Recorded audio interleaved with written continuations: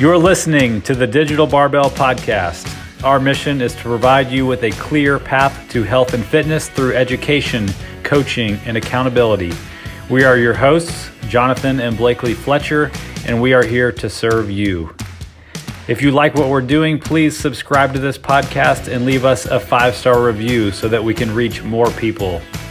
You can find us daily on Instagram and Facebook at Digital Barbell. Now, let's get to today's topic.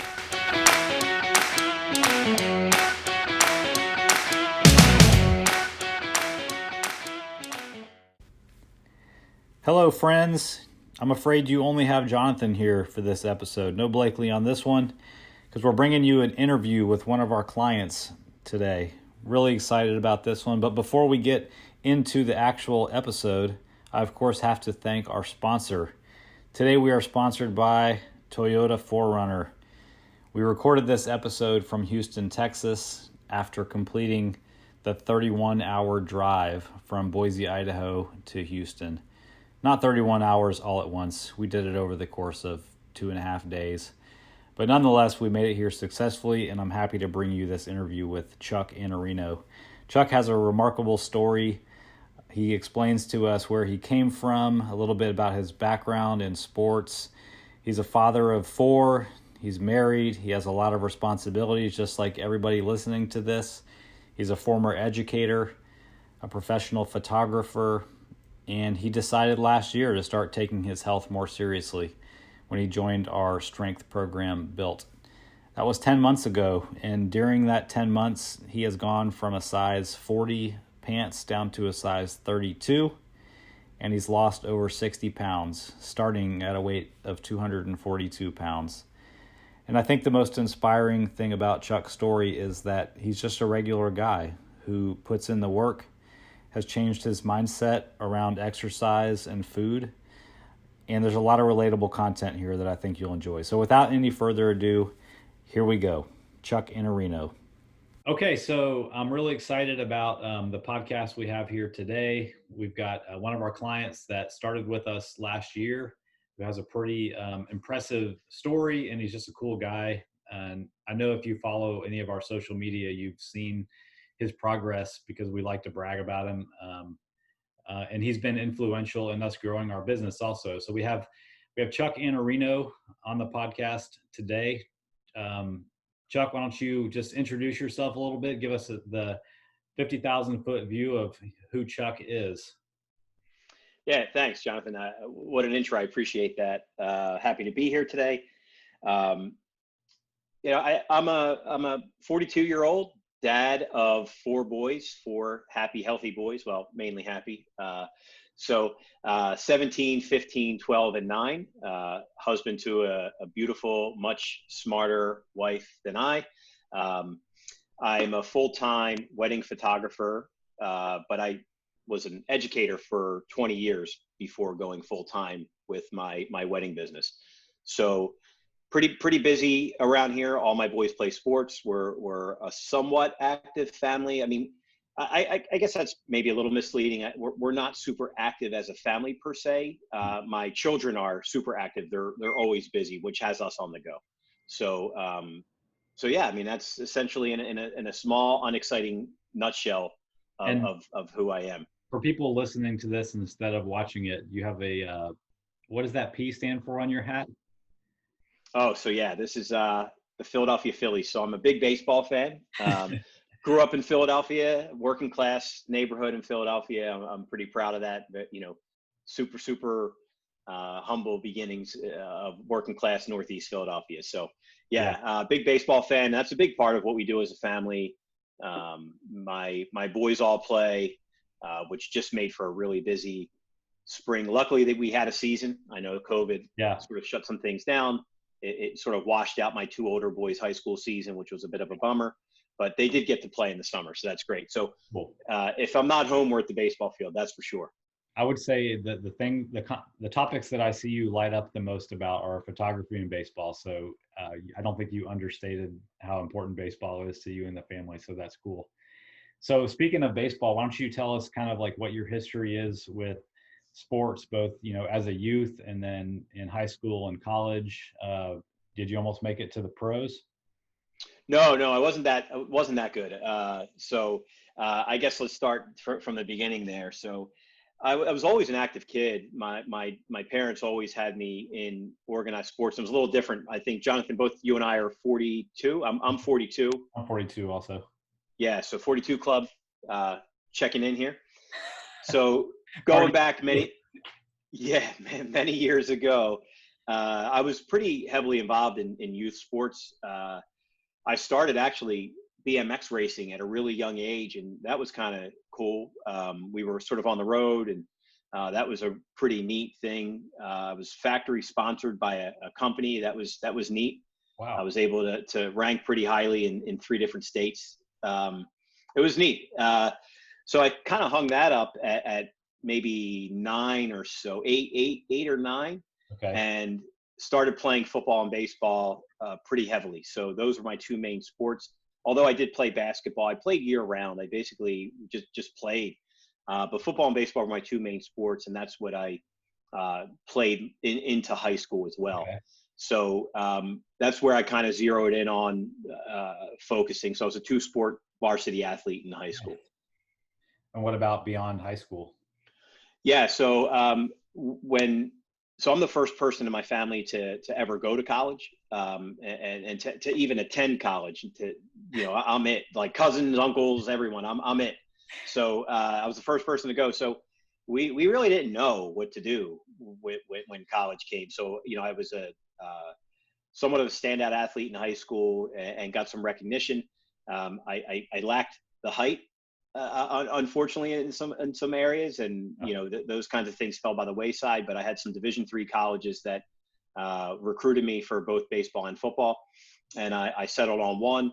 And I did the kiss of death. So I don't know about the audience and who's listening, but in Philadelphia, in high school, there's kind of a tradition where kids go down the shore for the summer after their senior year. The shore is the beach. Mm-hmm. So it's the Jersey Shore. But again, I want to be really clear. It's not the Jersey Shore that your audience is thinking of. That's like New York Jersey Shore. Okay. We were much classier Philadelphia Jersey Shore. Right. So, essentially at 17 years old, I went and lived down the shore for the summer and worked as a lifeguard.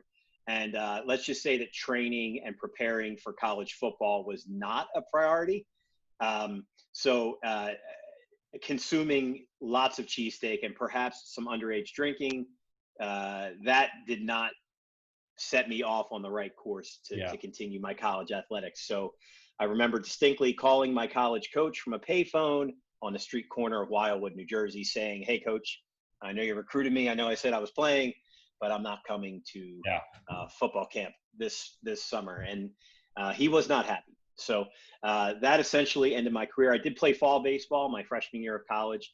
And at that point, I decided that, it was Division III. It was, at that point, it was really more about focusing on school and less about sports. So that's essentially when my athletic career ended. Okay. So you mentioned that during that time where you were working more on your tan than on your swing, you kind of pay less attention to sports. But what about as far as physical activity and like exercise outside of sports? Did you ever get into that as a youth? No, I really didn't. It was no. Well, you know what? Actually, to be fair, I did. So around my sophomore year of high school, I was always sort of physically strong. I think that my dad was always a strong guy, and a construction worker, very physical guy, and perhaps that's genetic with me. I'm not sure, but as I started to get better at sports, and I saw sort of a future with sports, I started to work out with one of my dad's friends who was an iron worker. It was literally his trade. And, that was where I sort of learned how to lift. And he taught me some really great stuff, just sort of introduction out of a garage, home garage. He was a very, very tough guy, big guy, super strong. And he wasn't really interested in making me look good. He was more interested in getting me strong. Yeah. So, and I loved it. I thought it was really cool. I learned a valuable lesson. I learned a lot of valuable lessons working with Steve, and it was really cool. So I did that. And then our high school was a super competitive high school. I went to an all boys school. and there were 1,600 boys in the school. So my class was 400, and you have to imagine athletics there was pretty competitive. So, our football team had 120 guys on it. Our baseball team had 200 kids that would try out for baseball. So, just making the team is one thing, and then standing out is another. So, it was super competitive. But it was back in the 90s. We didn't have much in the way of like, weight training education or anything like that. It was, you were kind of on your own. So I was lucky to have that bit of experience with my dad's friend. So as you transitioned into adulthood, I assume kind of the exercise fell off a little bit. What was kind of A going lot. on with your mindset around nutrition at that time, or was there one at all? No, there wasn't. And I talk about it now with my son. I actually just talked to my 15-year-old yesterday about this very topic. So, when I was, as I mentioned, I was super active. Grew up in an Italian household. Food is everything, right? It's like food is not just to feed your body, it's to feel really good. This tastes so good. And it tastes so good that I want to eat more of it until I can't move, right? That's like the Italian way. So, so that was fine when I was active and young and had a big fast metabolism. I was burning food. I needed those, in learning a lot through you, Jonathan. I needed that with how much I was working out and with how hard football practices were and year-round sports. So essentially what happened was after my exercise was my sports, and after I stopped playing, it was non-existent. But my nutrition never really changed. I never ever looked at food as fuel. I looked at food as pleasure. And that's so focus on nutrition was non-existent, and focusing on exercise, because I never really fell in love with exercise. I exercised to get better at sports. That's what I did. I never exercised to exercise. I never exercised for health. Yeah. So that combo of not paying attention to nutrition and not working out is not a great combo. So what happened physically to your health and to your body weight during that time where you stopped exercising and continued to eat the way that you did? And like what age would you say that kind of spanned over? I think it probably started in college with the freshman 15, right? So, the freshman 15 happened, and it happens because you're starting to drink a little bit and you're starting to, eat late at night and, become a little more sedentary. So it probably started there and, continued into adulthood. I became a teacher, a high school history teacher right out of college. I was 21 years old.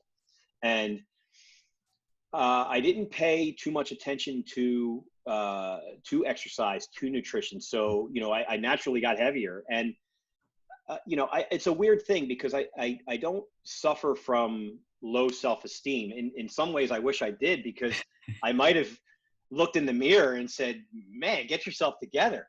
But instead, I never really saw that. And I didn't feel it. I felt healthy. I would go to periodic checkups at doctors, and my cholesterol was okay, and I guess I have pretty good genetics in that regard where it was able to sort of mask a lot of things. And I didn't feel bad about myself. I mean, I was gaining weight. I went from like I was pretty physically fit in high school. I had a very athletic build. I had a six-pack. So I didn't mind that I didn't have a six-pack anymore, and that I was in really big pants. I was okay with it, which, in hindsight, it's like, oh man, what was I doing? What do you remember what the heaviest you got to was during that time, or, in recent history? Yeah, the heaviest I got to was 242 pounds, and that was right before I started working with you.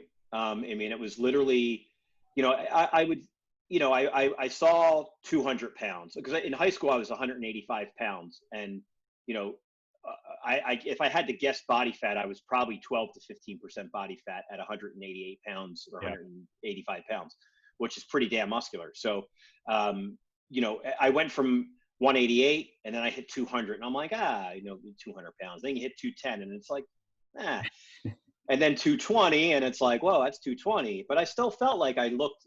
I was lucky I had broader shoulders, so I was able to kind of hide some of Yeah. I carried it well. I still looked muscular. I still had broad shoulders. But then So 230 was kind of a big number. And then 240 was a number that was like, whoa, that's not healthy. yeah. Well, so you talked about kind of how your weight was inching up. Were there ever any times where, before you and I reconnected about this subject, were there any times where you were like, okay, I think I want to do something, but you Yep. weren't really sure what to do, or kind of you were a little bit confused about what to do? Yeah, absolutely. And I actually, I don't think you know this, talking about this. So before I got married, which was in 2004, I said, you know what, I'm going to lose a bunch of weight, and I'm gonna, let's just say I was 230 pounds in 2004, 225 pounds or something like that. So that's about where I was. I said, I'm going to lose a bunch of weight for the wedding, and I got like 9 months to do it. So I went on a super restrictive diet where I was consuming this. This was my diet all day. So I worked in a school that had a culinary program, and they made fresh soups every day, and they had chicken noodle soup every day, and it was good. It was homemade chicken noodle soup. So I would eat chicken noodle soup. I'm from Philadelphia, so we have soft pretzels where we are, Oh super yeah. fresh baked. Yeah, they're awesome. They're the best. So yeah, being from Philadelphia too certainly isn't in my favor either. I mean, there's Right. amazing food everywhere. Fresh baked soft pretzels every day from fresh bakeries, right?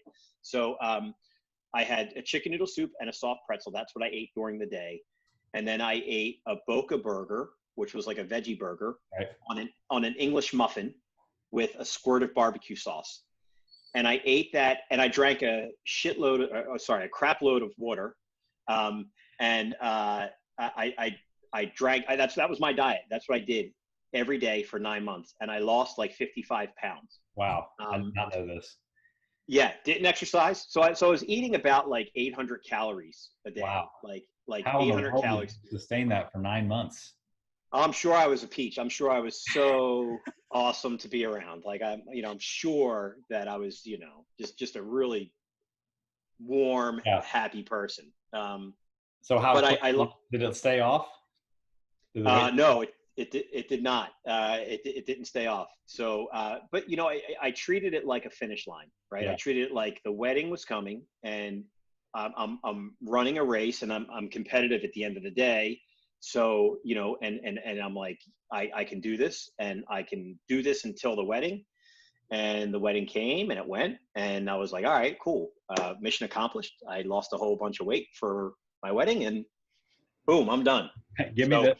Now I'm going to eat 3 pretzels per day. that's right, that's right, pass the pretzels. So yeah, You that. did that, and then during that time where your weight was going from, let's say, 210 to 240, did it ever occur to you to start doing anything during that time? But there were some obstacles, to getting started. I Yeah, think a lot of people, they go through a very similar process. I did after we got married. I gained a bunch of weight, and I didn't really know what to do. And I'm just wondering if you kind of had those moments too. yeah, you're exactly right. And there were definitely periods of time. I remember a bunch of guys that I was teaching with. One of them was my best friend, and a couple other good friends of mine. Uh, we're all former athletes. My best friend was a Division I soccer player, professional player as well, and so he was always fit. But we got older, we didn't exercise as much anymore, and we decided we want to get fit again. So P90X was around at that time, and we were like, hey, we're athletic, we can do this, and we did. And we would come into school beforehand. We would use the gym before school. We would shower, and we would then go teach for the day.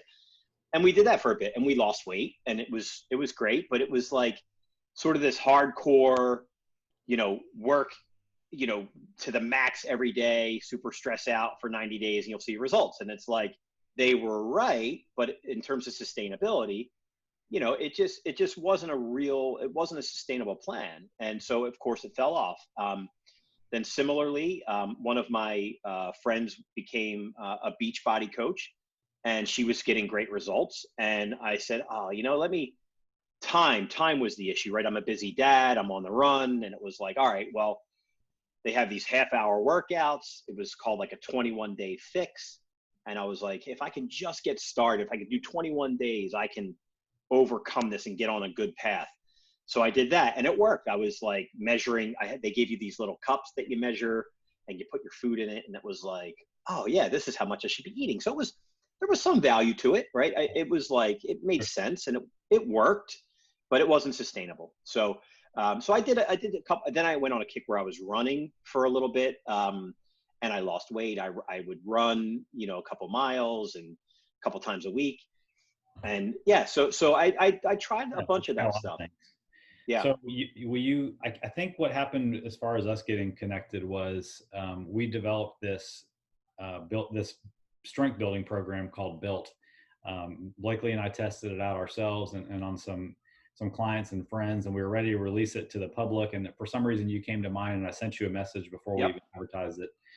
So you were 242 pounds at that time. Yep. And for whatever reason, it sounded interesting to you and you jumped on it. And this was at the time when gyms were open back in Yeah. November last year. November 2nd. It's like a day I'll always remember. My first weigh-in was November 2nd. Yep. And do you remember the first day back in the gym? I do. I do. Like I said, self-esteem isn't an issue for me. And I generally feel comfortable in my own skin. I feel comfortable in a variety of environments. And I went into the gym and I didn't have that feeling. And that's really weird for me. Especially when it comes to something physical. Like, I think in my mind, I was still the guy on the football field, being able to compete and handle basically anything that comes my way. Very rarely was I outmatched, and when I was outmatched, I knew how to overcome it because I had ability and energy and all those things. So I go back into the gym and, it wasn't necessarily so much being 42 is cool because pride's out the window. I have no more pride at 42 years old. So I wasn't worried about going in there and trying to bench press 300 pounds like the days of yore. For me, it was about feeling comfortable in a gym, which I'm not. Here's all these other people around me who are clearly comfortable. And it was that feeling of, oh man, I'm out of my element here. And that is really an odd feeling for me. And it was something I had to really overcome. Yeah. And, I was literally starting exercises, and you remember, with the bar, like, I had done squats in the past. I had done bench press. I had done these movements in the past with my dad's friend in a garage in Northeast Philadelphia. But, I hadn't done them in decades. Yeah. So, getting used to just the bar in a public gym with a guy my size, I should be able to move some weight, right? And so it was humbling. It was super humbling, and I'm really great. I'm really grateful for that. I'm really grateful to be humbled by that. Yeah, I think those were important days, for you to kind of get over that uncomfortableness. But I saw it change for you pretty quickly, as you would send in videos through the app, and we would go back and forth on forum. I saw you getting more and more comfortable, really, week by week. And I think that's something that holds a lot of people back from starting, is just knowing that uncomfortable feeling is going to be there when you start. But it's important for people to know that you get over that eventually. And then you start looking around and you see that there's other people who are just starting where you were a month or two ago. Yep. 100%. So yeah, I'm glad that you got over that and were able to stick. But you were a big part of that too, Jonathan. I mean, let's not discount that, right? So, I truly believe, and I've said this many times over, and I'm not a guy who says, your audience doesn't know me. You know me a little bit. I'm not someone who just says things, just because, I mean them. So I've been in that gym before. Now, I never did squats, or I never did benches, but I've been in that exact gym doing running and things like that. But they stopped, right? So I think having you as accountability built in, and getting that feedback, like, and not always positive feedback. Hey, you need to go lower there, or hey, your hips aren't in the right spot, or whatever it was, or flatten your back. My deadlift was not in great. Your shoulders were hunched, right? So having somebody who truly cares about my growth really mattered to me, and it meant a lot. And I think that was a big part of what kept me going. Whereas in the past, I didn't quite keep going. It was like, yeah, I did these squats for a couple months and that's it. So thank you. Appreciate that. That kind of makes me think of something. we're not new to coaching people, but we're relatively new to being online coaches. Have you ever even heard of an online fitness coach, or did you think it could even work? Never. It wasn't a matter of not working, right? Because I think there's a solution for everything. I think we can figure things out. Jonathan, you know this, but with my photography, I also do some photography education. And as a career educator, all of my teaching was in person. So I have students now that are literally around the globe, and finding that solution, I think, is exactly what you guys did, is being able to kind of problem solve and basically take all the things that were successful about your in-person coaching and adapting them to online virtual coaching. So for me, it wasn't a matter of like, I had never heard of online. Yeah. Well, the idea of having a personal trainer just seemed ridiculous and unattainable to me. Like, first of all, who the hell am I to have a personal trainer? I'm 242 pounds, right? Like, second of all, it's crazy expensive. I can't afford it, right? And then who has time to kind of coordinate all that? There's so many barriers to the idea of a personal trainer. So I never even considered it. I've known you through photography. I knew what you did, but it wasn't anything I ever thought that would be attainable to do. So Right. no, I didn't think about it at all. Never Yeah. heard of it, never thought of it. Right. So that was back in November when you started, and actually you know, this whole quarantine thing happened during the time that you were in, I think the second iteration of Yeah. the strength program, and you were able to transition over some time to getting equipment at home and continue to make progress. But I want to step back and go into the kind of the nutrition changes that we first started to work on when you started working with us. Do you kind of remember? So when we rolled out the built program, because we also offer one-on-one nutrition coaching to people, we wanted to give people enough guidance so that they could start to get the nutrition benefits of being paired with a good training program, but not necessarily 100% one-on-one coaching. So we put together kind of an abbreviated version of what we do, and that's what you got, Yep. which basically was some recommendations based on what your goals were, and thinking about what would be possible for you to sustain. So that's kind of the way it worked. And we set up regular check-ins, not as frequent as we do with our one-on-one clients, to be able to make tweaks, because tweaks are always needed when we're talking about something that's individual. So so that's kind of how we started you. So just so people have some kind of perspective that you did a lot of this work on your own. So do you kind of remember the mindset changes or where your head was at when you started thinking more about your nutrition? Yeah, big time. As I mentioned earlier, Italian family, food is pleasure, right? So I have, a lifetime of that mentality to overcome, and it's challenging. So, you're exactly right. And I'll be honest, in terms of thinking back at it now, I'm really glad about the way that you introduced the nutrition to me. It wasn't like you do this, right? Like it was none of that at all. In fact, eat all this. yeah, no, none, zero. It was, in fact, it was really vague, and it was overwhelming at first. Because it's like, hey, wait, I don't really know what I'm doing, and I have to kind of figure this stuff out. But like all things, I mean, learning by doing is as a career educator, there's nothing better than experience, right? So I feel like that was such a great way. The biggest change for me is looking at food as fuel and not pleasure, right? So I think when I started doing that, and again, you gave me a very basic structure. I still remember the numbers because they're ingrained: 2,000 calories, 200 grams of protein, 165 grams of carb, 60 grams of fat, and 35 grams of fiber. That's what I got. And it's funny. Here's how little I knew. I didn't know that was called macros. I didn't know that those are macros. I didn't know that, right? So as I start to like research stuff, it's like I kept seeing like, what are your macros? What are your macros? I didn't even know what that verbiage was. And then I found out, I was like, oh, those are macros. So that's how little I knew about this. So, then it became a matter of trying to get the most bang for my buck, I guess, as someone who's consuming food. Mm-hmm. Like, what foods are going to make me full the most, right? Is it going to be this, handful of crackers that's going to have 30 carbs in it and no protein?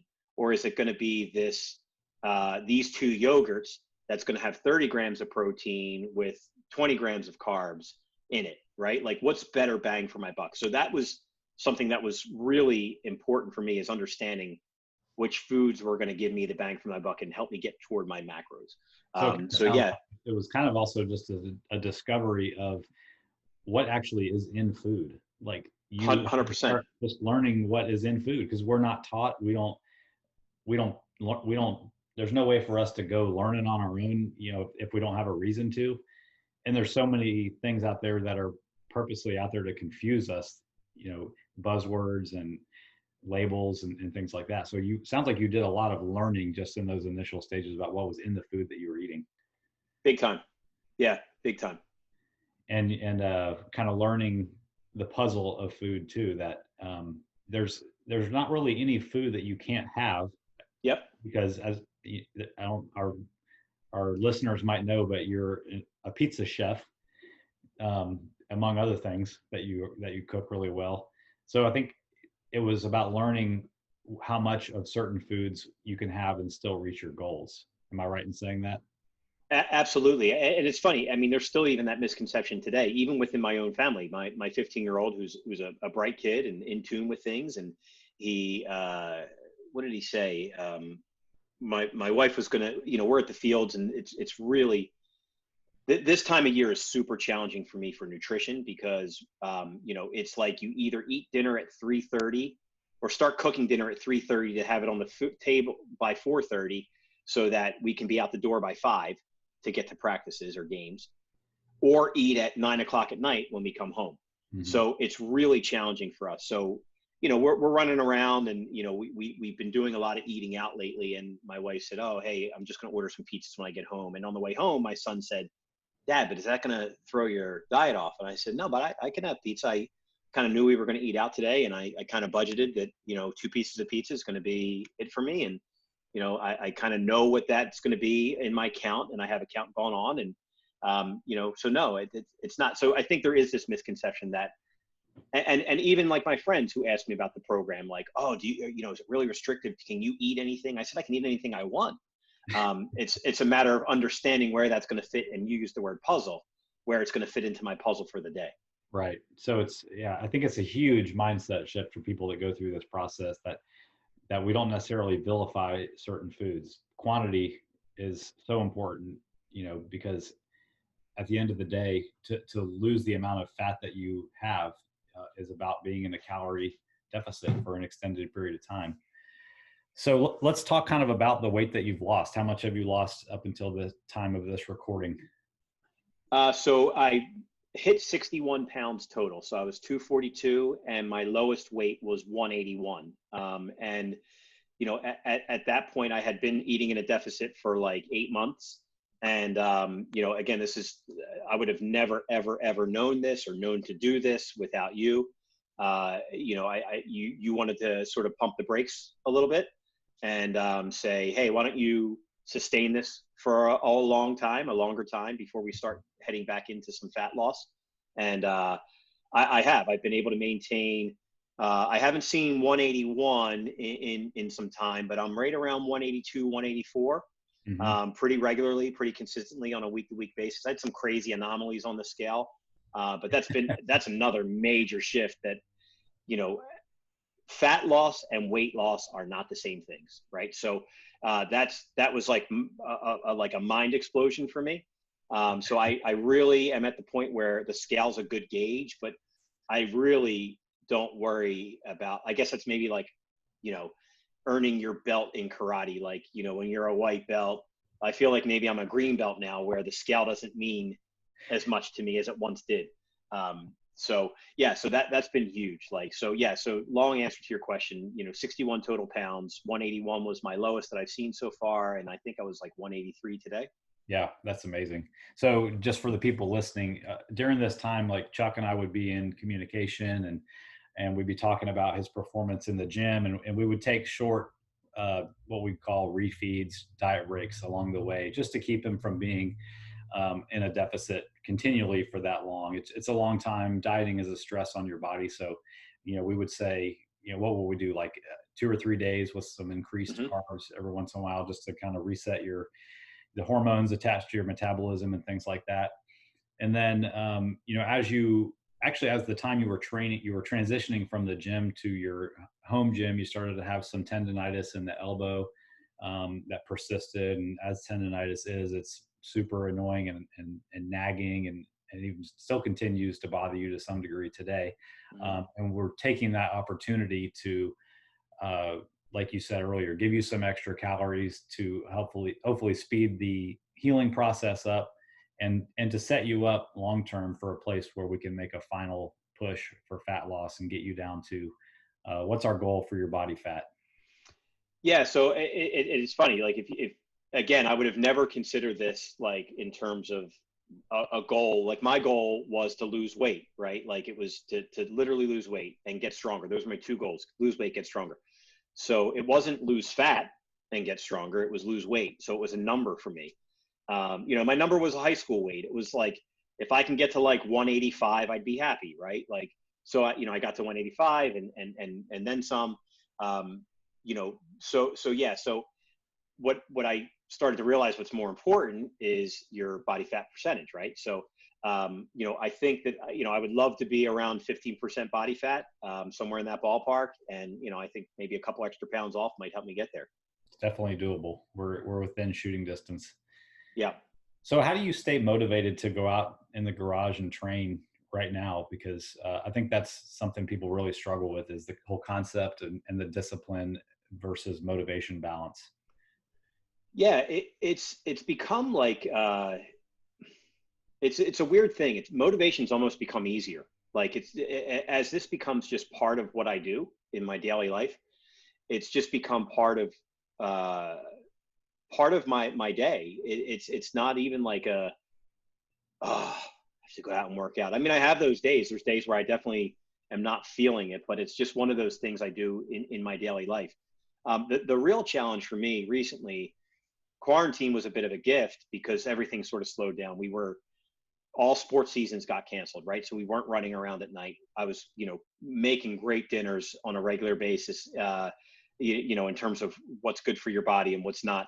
So, and fitting workouts in was super easy. I would say, I definitely will say over the past 6 weeks with baseball season, it's definitely been challenging. You see my workouts sometimes are 9:30 at night. Mm-hmm. Which I don't mind so much. So, I guess to kind of put that more succinctly, staying motivated, making it part of your daily life is the real motivation. And I think that, seeing the results, the scale would be like maybe the first indicator of seeing maybe the dropping down maybe a pound was like, all right, cool. I just knocked the pound off. Great. But then other motivating factors like clothes, buying different clothes and fitting into my clothes differently, and the non-scale wins that we talk about, right? Yeah. So I think seeing those things, I think it's important to recognize them and say, I did that, and then say, I did that by going into the garage, right? Like I did that by getting off my butt and going in the garage, and that makes it become easier. That I didn't get here by not going to the garage. Right. So that, I think that's the real motivator. That makes sense. You mentioned your waist. What has your pant size done since we've been working together? Yeah, it's pretty crazy. I mean, that's been like the most mind-blowing thing for me. Like I was pushing probably like I have a suit that's a size 40 waist. My jeans were 38s and I was probably pushing the 38s. And I'm not tall, right? I'm like 5'8". So, 5'8", 240, I'm like built like a tuna can. So it's like putting pants on a tuna can is kind of funny, right? So, it's not a good look. So I went from like nearly a 40 to I'm a size 32 now. So it's kind of crazy. So do we owe you money for having to buy all these new clothes, or how does that work? Yeah, there's some kind of, you need like a voucher program or something, right? I tell people all the time, like they're like, my 38s don't fit anymore. I'm like, well, let's not go buy 36s just yet, because I think we still have a little bit of ways to go.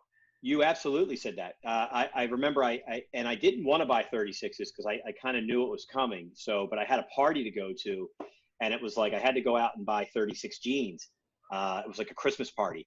And so that was like, just to put that in perspective, I started November 2nd.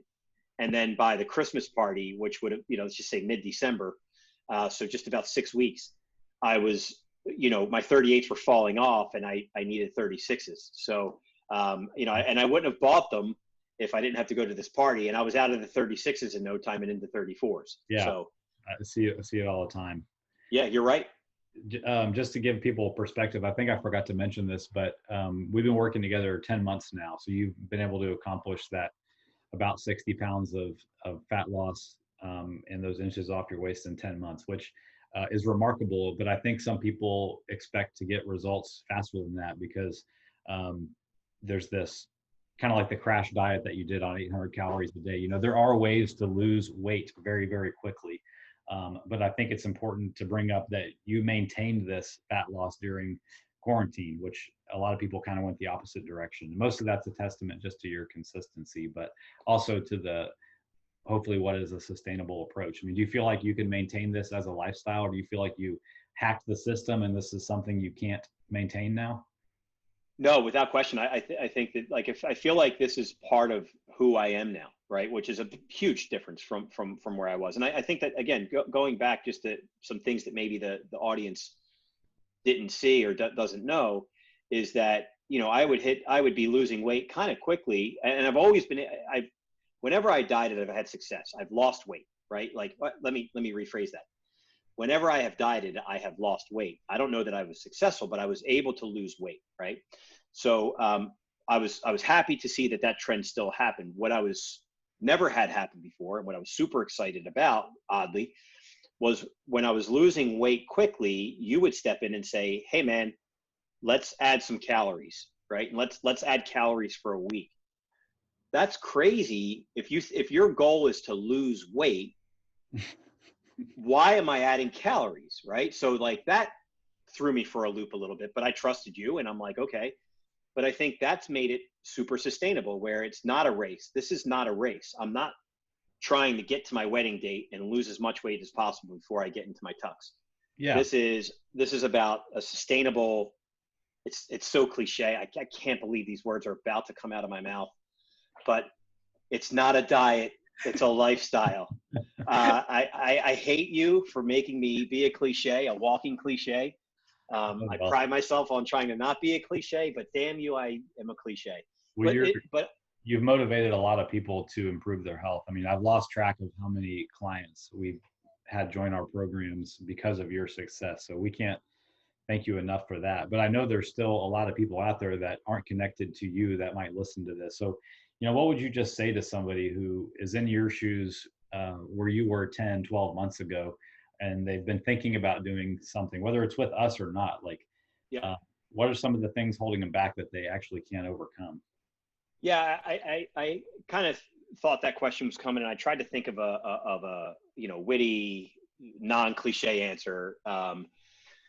But it's hard because the truth is the truth, right? Like I just said a cliche, which was, this isn't a diet, it's a lifestyle, right? That's a cliche, but it's also a truth, right? So, I would say to that like, it's easy to say, just start, right? Like I read all the stuff you write, the content you guys create is amazing. If you're listening to this, you're probably already reading the content, but if you're not, check out the Instagram page, because there's so many great nuggets. And, you just said in a recent post, like, about Mondays, right? There's nothing special about Monday, and you're right. So I think if I'm saying to a person who was in my shoes, just start, I don't know that resonates, because I've heard that. People have told me, I've heard that before, like, oh, if you just dive in, just start. That is a truth, right? There is a truth to that. So that person who would have told me that's right, me telling anyone listening here, just dive in, just start, is true. Mm-hmm. However, I think one element that's missing from that is, you hear this phrase when you talk about like addiction and things like that, about a rock bottom. You need a rock bottom or something like that. But for me, it was the number 240, right? Like it wasn't like, I didn't see it looking in a mirror. Like in a mirror, I puff my chest out a little more and make my shoulders wide and stand a certain way. And I was like, yeah, that's not bad. Like, that was my line. That's not bad. Yeah. Right. I turned to my wife, hey, it's not bad. And she would like, be like, oh yeah, it's not bad. It's not good either. right? So I just think that, yes, the truth is just start, right? Just get your body moving, and that is the truth. But I think that you have to want this, right? You have to want this, because I think a lot of people stop and start. And Yeah. for me, I was definitely ready. Like, I'm 42. I'm not getting younger. I want to be healthy. I want to be around for my boys. I want to set a good example.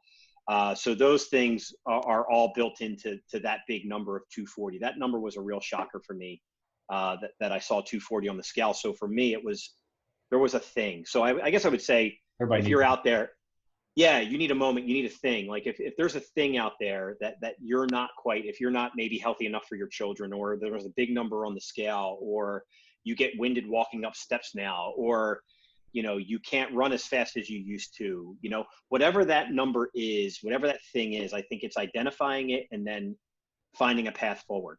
Yeah, that makes sense. And it's going to be different for everybody. Yeah. And, your patience along the way and trusting the process has been key too. And I think that's something that, sets you apart and sets people who are successful apart, is learning that it is a process, not that the process is part of the destination. Like you going out to the gym every night to work out, or however many times per week, that's just part of it. And that's one of the reasons that you've been successful, because it's all about consistency. Well, Yeah. man, I don't want to take up any more of your time, but we thank you for, being part of our team and the people that you have been able to help them change their life by you setting an example, not to mention the example you set to your family and everything. So kudos to you. I'm excited to see how far we can take this. And, we're super proud of you. So thanks for taking the time. Yeah, and I can't say enough for, again, if anybody's out there listening, you don't know Jonathan and Blakely. Obviously I don't know Blakely because she's not my coach, but I see what she does every day. You're if you're considering this, it's Jonathan's not a salesman. I'm not a salesman. This is all just completely true. You'll be hard pressed to find two people who know what they're talking about and genuinely care about your progress, and will give you sound, common sense, no BS advice. I mean, this isn't a quick fix, Jonathan. We're talking about 10 months, right? We're not talking about a 21-day fix or 90-day P90X. We're talking about long-term, sustained, consistent performance. So you won't find better people to kind of guide you in that process, because it's not easy. And I do need to pick me up from time to time, if it's just a quick message in True Coach or a form check or something like that. So believe me, I am far from special. I'm about as average as a dude as they come. And I think to get to a part where I'm maybe a little bit above average, that's where Jonathan and Blakely come in. So it's much appreciated on my end too. Thanks so much, man. Yep. All right. Well, I won't take up any more of your time. Have a great rest of your day. And we thank you guys for listening. We'll check you out on the next episode. Thank you all for listening. We truly appreciate it. But real quick, before we go, do us a personal favor and subscribe to the podcast. Leave us a 5-star review, and be sure and follow us on Instagram and Facebook for the latest and greatest content. If you're interested in working with Blakely and I, we have a few different ways we can help. We offer one-on-one nutrition coaching, 100% custom workout programs based on your goals, and we offer both a 12-week barbell strength building program called Built, as well as a 12-week full-body fitness program that can be done at home, we call Body.